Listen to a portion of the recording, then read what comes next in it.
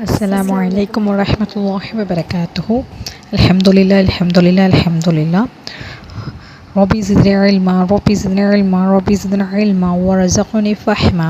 ربي يسر ولا تعسر فتمم بالخير وبك نستعين يا فتاح يا فتاح يا فتاح يا الله. இந்த கல்வி ஞானத்தை எங்களுக்கும் எங்கள் பிள்ளைகளுக்கும் எங்கள் சங்கத்தினர்களும் தந்தருள்வாயாக. இன்ஷா அல்லாஹ் இதே போன்ற கல்வியை நாங்களும் கற்று பிறர்க்கும் எத்தி வைக்கும் பாக்கியத்தை எங்கள் அனைவருக்கும் நீ தந்தருள்வாயாக. அல்ஹம்துலில்லாஹ் அல்ஹம்துலில்லாஹ் அல்ஹம்துலில்லாஹ். இன்றைய பாடம் பயன்படுத்தப்பட்ட தண்ணீருடைய சட்டம்.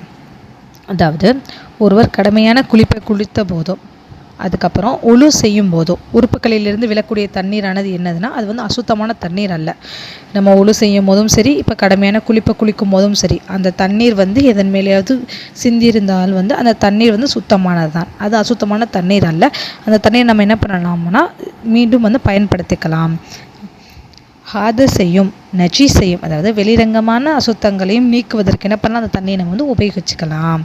தண்ணீரில் வந்து 3 தன்மை இருக்கிறது. அந்த ஒன்று மாறாமல் இருந்துச்சுன்னா அந்த தண்ணீர் வந்து தஹாராவிற்கு பயன்படுத்துவது கூடுமாகும்.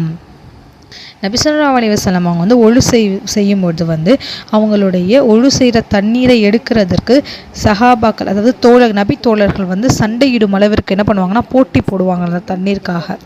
இந்த இதனுடைய கருத்து என்னன்னா வந்து ஒழு செய்யப்பட்ட தண்ணீர் அசுத்தமானதாக மாறி இருந்தால், அதாவது ஒழு செய்யப்பட்ட தண்ணீர் வந்து அசுத்தமாக மாறி இருந்தால் அந்த தண்ணீர் என்ன பண்ணணும்னா செயல்படுத்துவதற்கு தவிர்த்து கொள்ளணும். நபி ஸல்லல்லாஹு அலைஹி வஸல்லம் சொல்லியிருக்காங்க. எண்ணங்கள் செயல்கள் சொல் எதுவுமே நம்ம ஜாபீர் ரலியல்லாஹு அன்ஹு அவங்க வந்து கூறுகிறார்கள், நான் நோயாளியாக இருந்த பொழுது எதையும் என்னால் செய்ய இயல முடியாத இருந்த பொழுது நபி ஸல்லல்லாஹு அலைஹி வஸல்லம் அவர்கள் வந்து என்னை நலம் விசாரிக்க வந்தார்கள். அப்போது அவங்க என்ன பண்ணாங்கன்னா ஒழு செய்து அவர்களுடைய ஒழு செய்த தண்ணீர் என்ன பண்ணாங்கன்னா என் மேலே ஊற்றினார்கள். நான் உணர்வு பெற்று தெளிவடைந்தேன். யார் சொல்கிறா? ஜாபீர் ரலியல்லாஹு அன்ஹு வந்து சொல்கிறாங்க. இதை வந்து செவியுற்று அறிவித்தவர் யார்னா முஹம்மது இப்னு அல் முன்கதீர் அவங்க தான். இதனுடைய கருத்து என்னன்னா ஒழு செஞ்சு அந்த தண்ணி வடியுதில் அது வந்து அசுத்தமாக இருந்துச்சுன்னா நபி ஸல்லல்லாஹு அலைஹி வஸல்லம் அவங்க வந்து ஜாபீர் ரலியல்லாஹு அன்ஹு அவங்களுடைய மேலே வந்து ஊற்றிருக்க மாட்டார்கள். அப்போ அது என்னது? சுத்தமான தண்ணீர் தான்ன்றது இதனுடைய கருத்து. நபி ஸல்லல்லாஹு அலைஹி வஸல்லம் அவங்களும் நபி தோழர்கள் இன்னும் வந்து அக்லா பெண்கள் வந்து சிறு பாத்திரங்களில் தான் என்ன பண்ணுவாங்களாம் ஒழு செய்வாங்களாம். அவங்க வந்து எப்படி ஒழு செய்வாங்க, எப்படி குளிப்பாங்கன்றது இந்த இதில் வந்து நம்ம தெரிஞ்சுக்கலாம். அவங்க என்ன பண்ணுவாங்க, சிறு பாத்திரத்தில் தான் வந்து ஒழு செய்வாங்க. அதே மாதிரி அதை விட கொஞ்சம் பெரிய அளவில் பாத்திரத்தில் தான் என்ன பண்ணுவாங்கன்னா குளிப்பாங்களாம். அதே சமயத்தில் அவங்க ஒழு செய்கிற தண்ணியாக இருந்தாலும் சரி, இல்லை குளிப்பதற்குரிய தண்ணியாக இருந்தாலும் சரி, அங்கே சுற்றி இருக்கிற பாத்திரத்தில் வந்து தெறிக்காமல் இருப்பதற்கு வாய்ப்பு இல்லை. ஸோ அப்போ என்ன பண்ணோம், இவங்க குளித்த தண்ணீரும் வடிந்த தண்ணீரும் வந்து அசுத்தமாக ஆகியிருந்தால் அந்த தண்ணீர் முழுக்கதும் என்ன ஆகும், அசுத்தமாக வந்து பயன்படுத்த முடியாத மாதிரி ஆகிடும் அப்படின்னு சொல்கிறாங்க. அப்போ என்னது, இப்போ நம்ம ஒழு செய்கிறோம், குளிக்கிறோம், அந்த தண்ணி வந்து அதில் பட்டுருச்சுன்னா அப்போ அந்த பக்கெட்டில் இருக்கிற மொத்த தண்ணியும் என்ன ஆகும், சுத்தமானதாக தான் இருக்கும்.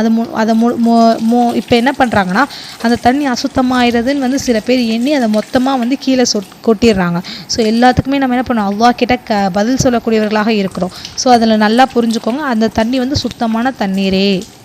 அபூ ஹுரைரா ரலியல்லாஹு அன்ஹு வந்து சொல்கிறாங்க, நான் ஜுனூப், அதாவது பெருந்தொடக்காக இருந்த பொழுது நபி ஸல்லல்லாஹு அலைஹி வஸல்லம் அவங்க வந்து என்னை வந்து பார்த்து என்னுடைய கைகளை வந்து பிடித்து கொண்டார்கள். நான் அவங்களுடைய வந்து நடந்து சென்றேன். அப்போ வந்து நபி ஸல்லல்லாஹு அலைஹி வஸல்லம் அவங்க வந்து ஒரு இடத்துல வந்து அமர்ந்தாங்க. அங்கேருந்து நான் என்ன பண்ணேன்னா கலண்டு கொண்டு வந்துவிட்டு என்னோட வீட்டில் வந்து நான் சுத்தம் செய்து பிறகு நான் நபி ஸல்லல்லாஹு அலைஹி வஸல்லம் அவங்கள வந்து நான் போய் பார்த்தேன். அப்போ நபி ஸல்லல்லாஹு அலைஹி வஸல்லம் வந்து என்னை கேட்குறாங்க, அபூ ஹுரைரா எங்கே போனீங்க அப்படின்னு சொல்லி கேட்குறாங்க. அதுக்கு நான் நடந்ததை சொன்னேன். அப்போ நபி ஸல்லல்லாஹு அலைஹி வஸல்லம் சொன்னாங்க, சுப்ஹானல்லாஹ், முஃமின்கள் அதாவது நம்பிக்கையாளர்கள் வந்து அசுத்தமாக இருக்க மாட்டார்கள் அப்படின்னு வந்து நபி ஸல்லல்லாஹு அலைஹி வஸல்லம் சொல்கிறாங்க. ஸோ இதனுடைய கருத்து என்னன்னா, குளிப்பு கடமையாக நிலையில் வந்து இருக்கிற ஒரு முஃமின் வந்து அசுத்தமடையாத போது அவர் உடம்பில் இருக்க வழிகின்ற தண்ணீர் அசுத்தமாகாது என்று பிற பொருட்கள் சுத்தப்படுத்தக்கூடிய தன்மையை அது இழந்து விடாது என்று அறிய முடியாது. அப்படின்னு வந்து சொல்கிறாங்க. அல்ஹம்துலில்லாஹ். அடுத்த பாடம், மனிதர்கள் மற்றும் கால்நடைகளின் எச்சல் பட்ட தண்ணீர். மனிதர்களுடைய மற்றும் கால்நடைகள் உடைய எச்சல் பற்ற தண்ணீர் வந்து எப்படிப்பட்டது அப்படின்றத நம்ம இன்ஷா அல்லாஹ் பார்க்கலாம். மனிதன், அதாவது மனிதன் வந்து சுத்தமானவனே ஆவான். அவனுடைய எச்சலும் என்னது, சுத்தமானதே தான் இருக்கும். அவன் முஸ்லீமாக இருந்தாலும் சரி, முஸ்லீம் அல்லாதவனாக இருந்தாலும் சரி. அவ்வாறு பெருந்தொடக்குள்ளவன், மாதவிடாய் உள்ள பெண்கள், பிரசவ தொடங்குள்ள பெண்கள் ஆகியோரின் எச்சல் தண்ணீர் சுத்தமானதுதான். முஃமின்கள், அதாவது நம்பிக்கையாளர் அசுத்தமாக மாட்டார்கள் என்று நபிமொழியில், அதாவது நம்ம வந்து அந்த இதில் பார்த்தோம்ல, முஃமின்கள் எப்பயுமே எப்படி இருப்பாங்க, சுத்தமானவர்களாக தான் இருப்பாங்க, அசுத்தமானவர்களாக இருக்க மாட்டார்கள். நம்ம அந்த நபிமொழியை நம்ம பார்த்தோம். ஆகவே அவருடைய வாய், அதாவது அவங்களுடைய வாய் ஒரு பாத்திரத்தில் படுவதாக இருந்துச்சுன்னா அந்த பாத்திரத்தில் உள்ள தண்ணி என்ன ஆகும், அசுத்தமாக விடாது அப்படின்றத சொல்கிறாங்க. அதனுடைய ஆதாரம் ஆயிஷா ரலியல்லாஹு அன்ஹா அவங்க சொல்கிறாங்க, நான் வந்து மாதவிடாய் உள்ள காலத்தில் உள்ள நேரத்தில் வந்து நபி ஸல்லல்லாஹு அலைஹி வஸல்லம் அவங்களுக்கு வந்து குடிக்க தண்ணீர் வந்து அவங்க வந்து நான் தண்ணீர் குடித்து அதே பாத்திரத்தில் வந்து நபி ஸல்லல்லாஹு அலைஹி வஸல்லம் அவங்களுக்கும் வந்து நான் தண்ணீர் கொடுப்பேன். நான் வாய் வைத்து குடித்த அதே இடத்தில் அவர்களும் வாய் வைத்து குடிப்பார்கள் அப்படின்னு யார் சொல்கிறா, ஆயிஷா ரலியல்லாஹு அன்ஹா வந்து இந்த ஹதீஸில் வந்து சொல்கிறாங்க. கால்நடை மற்றும் பறவைகள் இருக்காங்க. இப்போ கால்நடை மற்றும் பறவைகள், அது நம்ம என்ன சாப்பிட்றோமோ அந்த மாமிசம், அதனுடைய எச்சில் பட்ட தண்ணீரும் என்னது சுத்தமானது தான். அது வந்து பல அறிஞர்கள் வந்து ஒரே கருத்தாக தான் இருக்கிறாங்க அந்த விஷயத்தில். அதாவது எதோடைய எச்சில் வந்து தண்ணீரை பட்டுச்சுன்னா கால்நடைகள், பறவைகள், இன்னும் நம்ம ஏதாவது உணவு மாமிசம் சாப்பிட்றோமா அந்த மாமிசத்தோட எச்சில் தண்ணீரை பட்டிருந்தாலுமே அது சுத்தமான தண்ணீர் தான். ஆனால் சாப்பிடுவதற்கு அதாவது ஆகுமானதாக விலங்கு இருக்குல்ல, அதோட எச்சல் பட்ட தண்ணீருக்கு வந்து பல கருத்துக்கள் இருக்குது. இருந்தாலுமே அந்த எச்சல் பட்ட தண்ணீர் என்னது சுத்தமானது தான். அதனுடைய எச்சல் பட்ட தண்ணீர் என்னது அசுத்தமாகி விடாது அப்படின்றது சொல்கிறாங்க. குறிப்பாக இப்போ வந்து ஒரு இதில் வந்து தண்ணீர் வந்து அதிகமாக இருக்குது, அதில் வந்து அந்த கால்நடைகள் வந்து வாய் வைத்து தண்ணீர் குடித்து விட்டுருச்சு அப்படின்னா அந்த தண்ணீர் வந்து அசுத்தமாகாது, அது வந்து சுத்தமான தண்ணீராக தான் இருக்கும் அப்படின்றாங்க.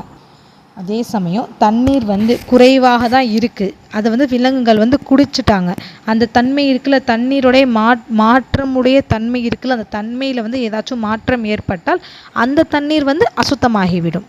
சுத்தமான தண்ணியாக இருக்காது, அது வந்து அசுத்தமான தண்ணியாக மாறிவிடும். பூமியில் வந்து வனாந்தரத்தில் உள்ள தண்ணீரை பற்றியோட அளவு வந்து, அதாவது பூமியில் இருக்கிற தண்ணீரை வந்து கால்நடைகளும் விலங்குகளும் வந்து குடித்து விட்டு குளிச்சுட்டு போவதை பற்றி வந்து நபி ஸல்லல்லாஹு அலைஹி வஸல்லம் அவங்ககிட்ட கேட்கப்பட்டுச்சு. அதுக்கு நபி ஸல்லல்லாஹு அலைஹி வஸல்லம் வந்து சொல்கிறாங்க, தண்ணீர் வந்து 2 அளவுக்கு இருந்துச்சுன்னா அது வந்து அசுத்தமாகி விடாது அப்படின்றத சொல்கிறாங்க. இந்த ஹதீஸில் வந்து தெளிவாக என்ன சொல்கிறாங்கன்னா, மிருகங்கள் வந்து வாய் வைத்து தண்ணீரை வந்து அருந்திடுச்சு, அது வந்து அசுத்தமானது அல்ல. ஆனால் இப்போ அந்த மிருகங்கள் வந்து அந்த தண்ணீரை குறைவான தண்ணீராக இருக்குது, அதை வந்து மிருகங்கள் குடிச்சிட்டுச்சு. அடுத்து வந்து அந்த தண்ணீர் என்ன ஆகும், அந்த தண்ணீரில் ஏதாச்சும் மாற்றங்கள் ஏற்பட்டுச்சுன்னா அந்த தண்ணீர் தான் என்னது அசுத்தமான தண்ணீர், அது சுத்தமாகாது. அந்த தண்ணியை நம்ம என்ன பண்ணக்கூடாது, உபயோகிக்கக்கூடாது. அதை வந்து இந்த ஹதீஸில் வந்து தெளிவாக நமக்கு வந்து விளக்குறாங்க. கப்ஷா பின் கஅப் இப்னு மாலிக் ரலியல்லாஹு அன்ஹு வந்து சொல்கிறாங்க, என்னிடம் வந்து அபு கதாதா ரலியல்லாஹு அன்ஹு வந்து வந்தாங்க. யார் வந்தால் அபு கதாதா ரலியல்லாஹு அன்ஹு வந்து வந்தாங்க. நான் அவர்களுக்கு, யாருக்கு, அபு கதாதா ரலியல்லாஹு அன்ஹு அவர்களுக்கு வந்து ஒழு செய்கிறதுக்காக தண்ணீர் ஊற்றினேன். அப்போது ஒரு பூனை வந்து அதில் வந்து தண்ணீர் குடிக்க தொடங்கியது.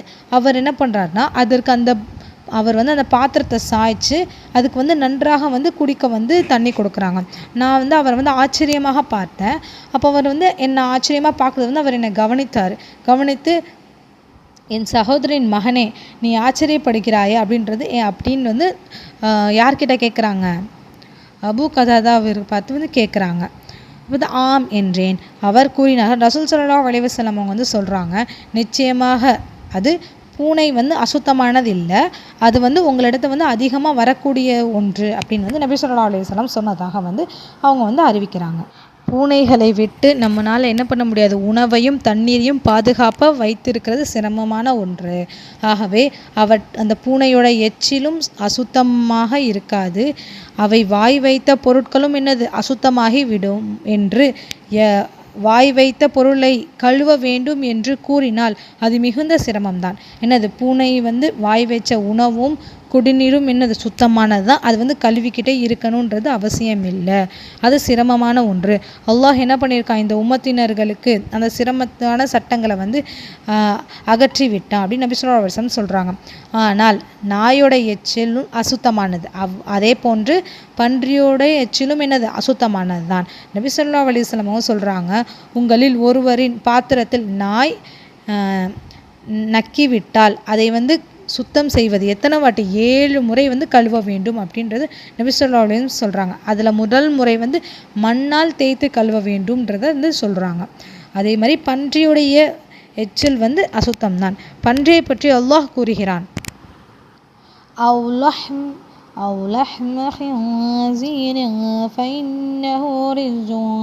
அல்லாஹ் என்ன சொல்கிறான்னா, பன்றியின் மாமிசம் இது அல்லாஹ் என்ன பண்ணியிருக்கான், தடுத்திருக்கான் நமக்கு. இதுவும் எனக்கு தடுக்கப்பட்டது. பன்றியின் மாமிசம் என்னது நமக்கு தடுக்கப்பட்ட ஒன்று. ஏனென்றால் நிச்சயமாக அது அசுத்தமானது, நிச்சயமாக அது என்னது அசுத்தமானது. இந்த மார்க்கத்தில் தடுக்கப்பட்ட மாமிச உணவுகளில் கூறப்படுவது பன்றியின் மாமிசம் தான். அல்லாஹ் குறிப்பிட்டு சில மாமிசத்தை என்ன பண்ணக்கூடாது, நம்ம உண்ணக்கூடாதுன்றது நமக்கு சொல்லியிருக்காங்க. ஏன்னா அது அசுத்தமானது ஒன்று என உறுதிப்படுத்துகிறான். அல்லாஹ் என்ன பண்ணுறான், பன்றியோட மாமிசம் அசுத்தமான ஒன்றுன்றது உறுதியாக சொல்கிறான். ஆகவே அதன் எச்சிலும் என்னது அசுத்தமானது தான். அது வாய் வைத்த பாத்திரத்தில் சிறிய அளவு ஏதாவது தண்ணீரோ உணவோ இருந்துச்சுன்னா அது என்ன பண்ணணும்னா அதை நம்ம கொட்டி விட வேண்டும்.